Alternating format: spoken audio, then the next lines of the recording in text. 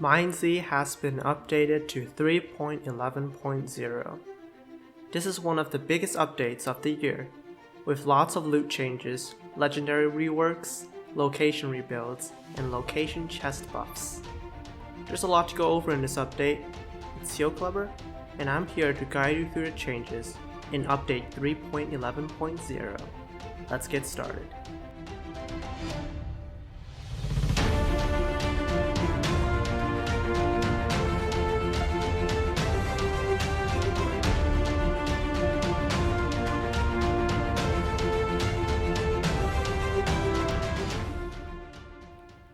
First are loot table changes. Potion chests have been reworked. Formerly, there were 4 tiers of potion chests. They were the pot common, uncommon, rare, and epics. The pot commons were found in the south, with the uncommons in the mid-map, while the rares were up north. Epics were usually found in dangerous locations or behind buttons. With this update, the pot common, this chest here, has been merged with the pot uncommon chest. As a result, all the potion chests have been renamed down a tier. Therefore, the old pot uncommon is now a common, the pot rare is now a pot uncommon, and the pot epic is now a pot rare. I'll be referring to these chests in terms of their new naming. The pot common found in the south now has an increased chance of spawning drink 2s, so players won't be getting a ton of drink 1 potions in spawn towns anymore. In pot uncommons, which would be the majority of potion chests in the mid-map and north, item drop rates were buffed. Players will notice less drink 1 potions, while the other potions, such as drink 2s, splash 2s, and lingering 1s will all be more common. This should help with getting higher level potions up north much faster. Pot rares remain unchanged and keep their loot table of speed potions and glowstone, along with the exclusive lingering 2 potions. Next up is a small change to civilian chests. Formerly, buttons only spawned in civ rares, which were generally found up north and not in high quantities. Now, civ uncommons can also spawn buttons, though it's still pretty rare.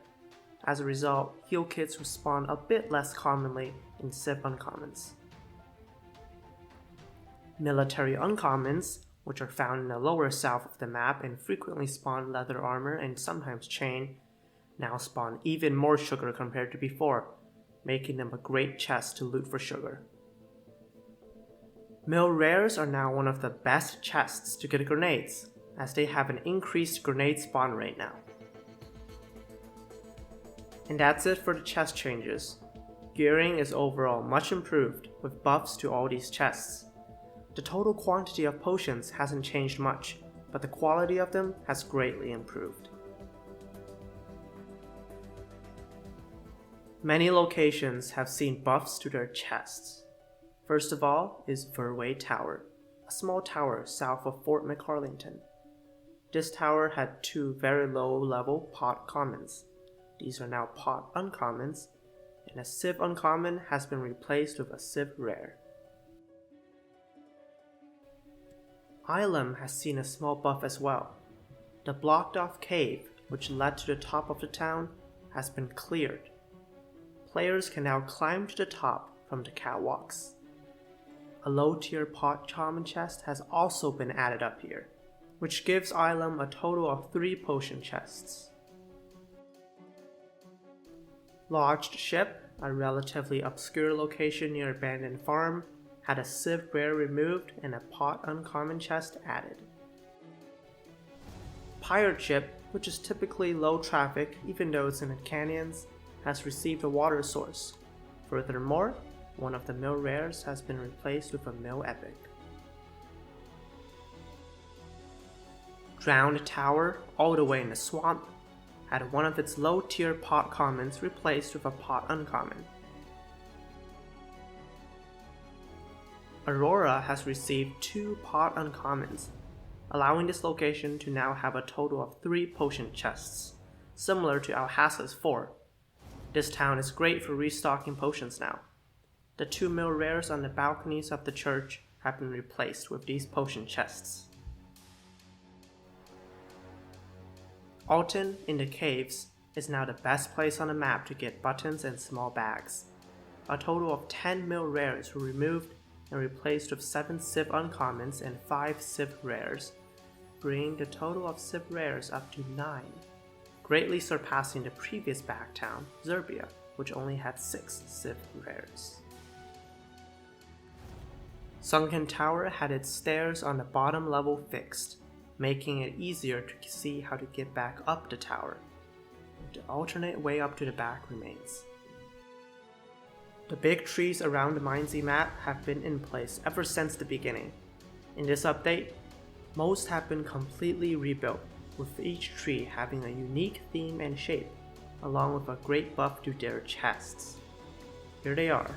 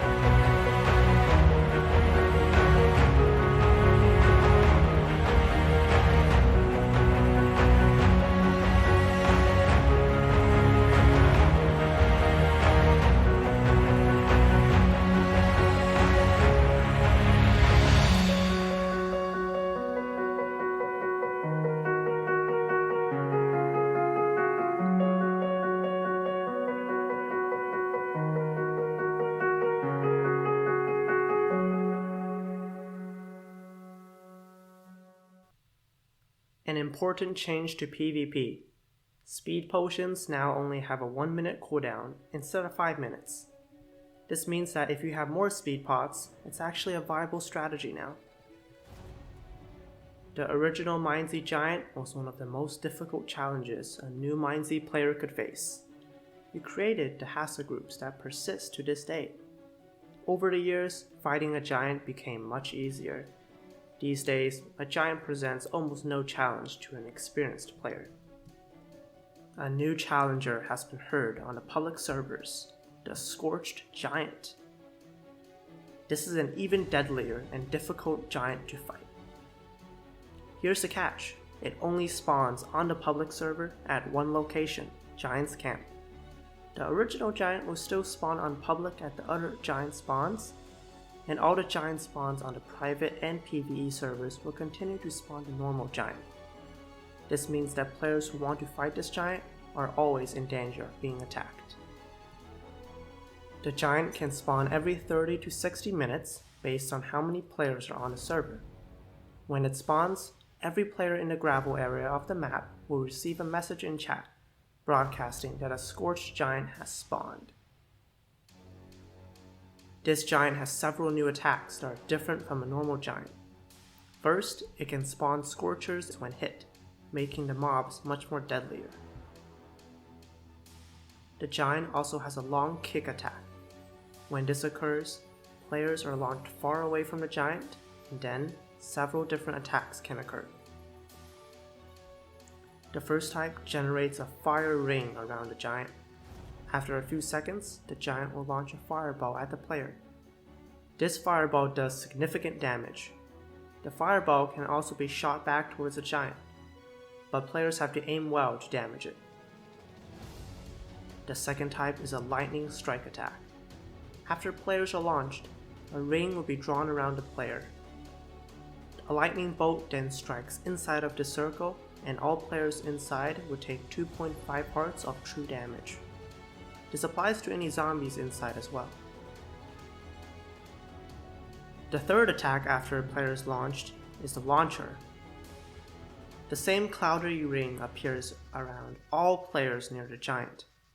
After around a second, any players who are inside this ring will be launched into the air and take around 3 hearts of fall damage. Finally, this giant has a typical kick, which deals 4 hearts, and a stomp, which also does maximum of 4 hearts. The giant can also launch itself dozens of blocks towards the player, dealing heavy damage when it lands. The Scorched Giant has a very high amount of health when compared to a normal giant. Smite swords are highly recommended. This giant was meant to be fought with a large group. When defeated, the Scorched Giant has several guaranteed drops. The first is a half durability diamond sword. It will also drop a 50 durability infinity bow with power 2. Finally, there is a guaranteed drop of a 32 durability grapple. This has 5 uses and is double the durability of the 16 durability grapples found in military chests. The Scorched Giant will also drop a few extra items determined by chance. It can drop speed potions, gunpowder, glowstone, and golden carrots. This giant also has a much higher chance to drop a zombie head compared to a normal giant. And now to the 2 unique drops of this Scorched Giant. The first item is a special potion called the Giant's Brew. This is a 20-second strength potion, which increases damage dealt by 10%. It's a decently powerful PvP potion.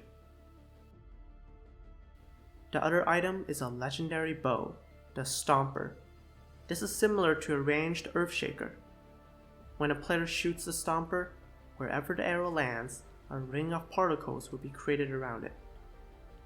After about a second, all entities inside the ring will be launched straight upwards, taking 2.5 hearts of fall damage when they hit the ground. This can be deadly for players who are running away or for big group fights. This bow requires a full charge and uses 2 arrows and 3 durability per shot.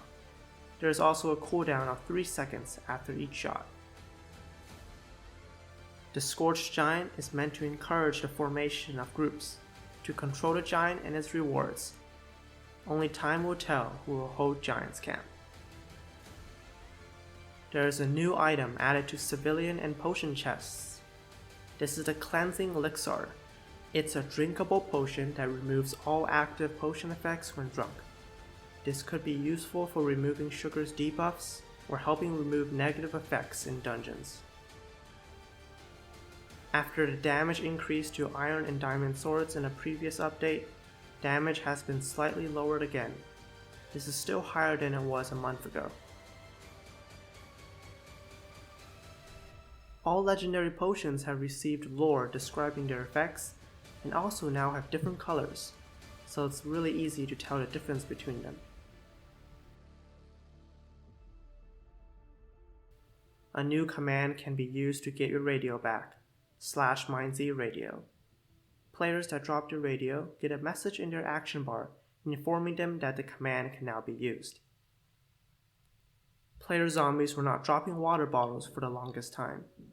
This has now been fixed. Grave digging has been overhauled. Instead of holding down left click on a mossy cobblestone block to dig a grave, players now just have to right click and the grave will be dug. Related to grave digging, there was a bug with how often a zombie should spawn. Previously, it was 95% when it should have been 5%. MineZ's render distance has always been something that could have been improved. The render distance was just 4 chunks and meant that many builds would suddenly pop into existence. Finding players was also difficult, as they would only be rendered within 4 chunks. With this update, thanks to the instance update, the view distance has been upped to 6 chunks. This is a very noticeable change. Just look at how Agony looks now as one walks around the top. This rewards exploration greatly, and also increases the distance at when players render in for other players, meaning players will find it harder to run away from other players. The render distance will likely be increased further if the game can handle it. Player heads introduced with a previous update were only engraved with the name of a player who had killed the player zombie. This has been changed, and now the player head will have the engraving of the player who had killed the original player. There is a good amount of legendary reworks in this update. Let's dive into them. The flail has received updated lore.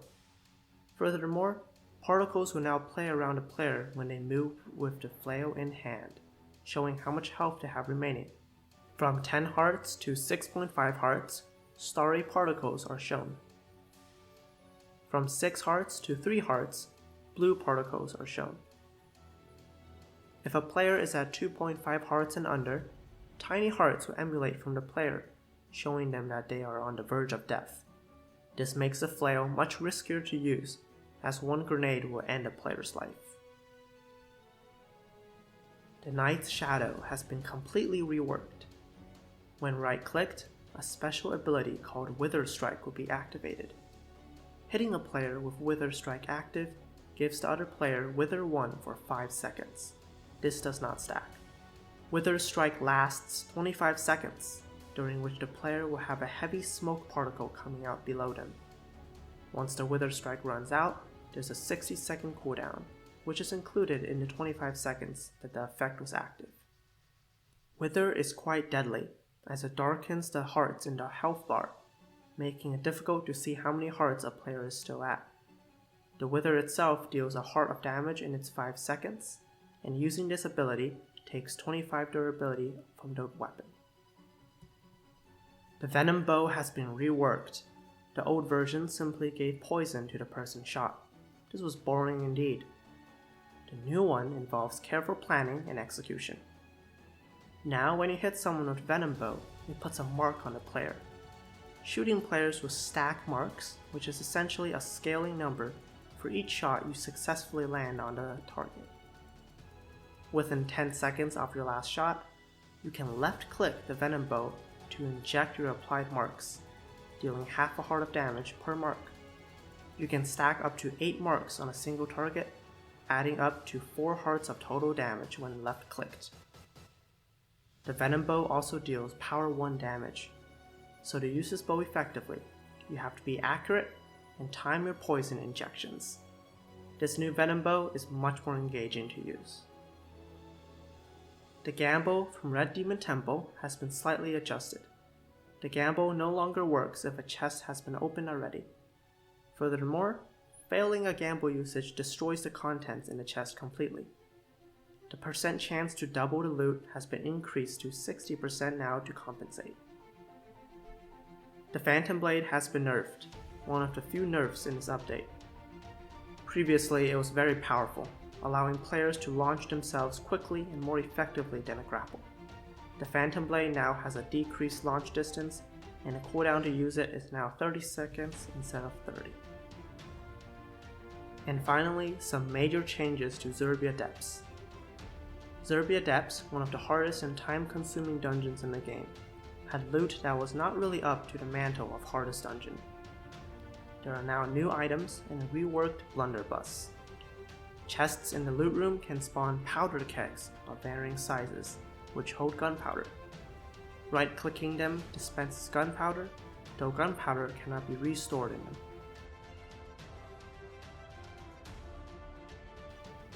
The other item is an edible cannonball. Upon eating, the person who consumed it would take a heart of damage. After a few seconds, all entities near the player will be launched away from the original consumer.